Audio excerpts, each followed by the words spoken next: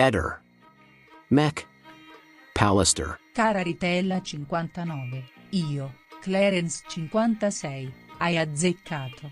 Nelle case di Trieste e dintorni della provincia si trova quello spago di OCE e di OPAGP, marchio di qualità e filiera di provenienza, dal primo all'ultimo centimetro di quei 10 metri.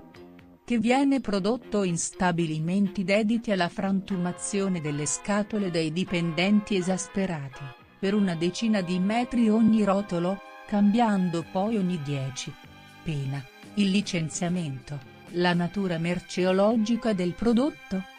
Ovvero, ogni 10 metri si cambia la quantità di canapa, di fibre varie così da mandare in confusione i sofisticati attrezzi tecnologici degli inquirenti, che quando scrivono spago compatibile con quello in casa Resinovic Visentini intendono proprio quello, mica sarà per caso compatibile con quello di una casalinga di Piazza Goldoni, o di via Giulia, o di via Verrocchio 4, la cosa con la finestra sul cortile, acquistati come provenienti dalla stessa partita nei vari AZ Casa di Trieste.